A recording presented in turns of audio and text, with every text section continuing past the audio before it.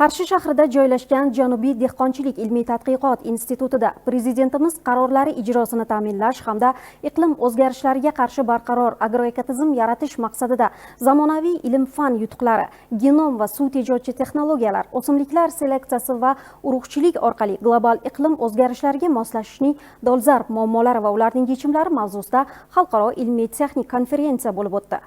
Shuni alohida ta'kidlash kerakki, Janubiy dehqonchilik ilmiy tadqiqot instituti ko'p yillardan buyon ekstremal iqlim sharoitlariga moslashgan ekin navlarini yaratish va agrotexnologiyalarni takomillashtirish yo'nalishlarida yetakchi ilmiy maskanlardan biri hisoblanadi.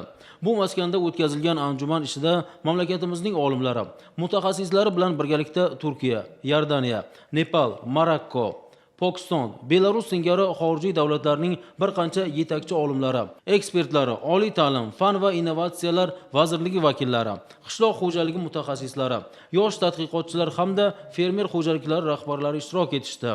Konferensiyada so'z olgan respublikamiz hamda xorijiy davlatlardan tashrif buyurgan olimlar, mutaxassislar global isish va suv tanqisligi sharoitida qishloq xo'jaligini ilm-fan asosida yuritish davr talabi ekanligini alohida ta'kidlashdi.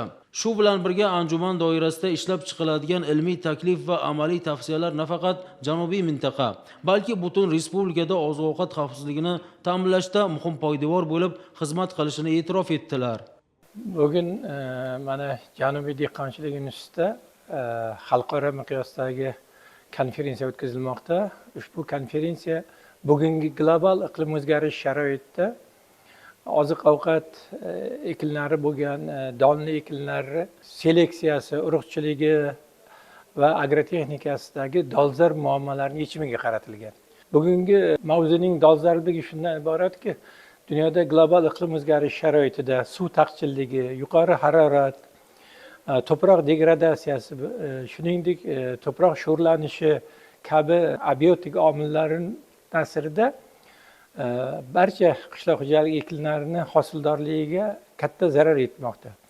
Bugungi ma'ruzachilarimiz o'zlarining chiqishlarida mavjud genofonddan samarali foydalanish. Chunki bu birinchi navbatda o'sha global iqlim o'zgarishi sharoitiga mos bo'lgan navlar seleksiyasida, demak, o'sha sharoitlarga mos bo'lgan yangi navlar va duragaylar seleksiyasida bu juda muhim ahamiyatga ega ekanligi ta'kidlandi. Mazkur xalqaro tadbirning asosiy diqqat markazida boshoqli, dukkakli va ozuqabop ekinlarning ilmiy iqlim o'zgarishiga chidamli yangi navlarini yaratish, qishloq xo'jaligida suvni tejaydigan zamonaviy texnologiyalarni joriy etish, genomika, molekulyar biologiya va biotexnologiya yutuqlaridan samarali foydalanish, mahalliy va xorijlik olimlar, mutaxassislar hamda fermerlar o'rtasida o'zaro hamkorlik ko'priklarini o'rnatish singari dolzarb vazifalar turibdi.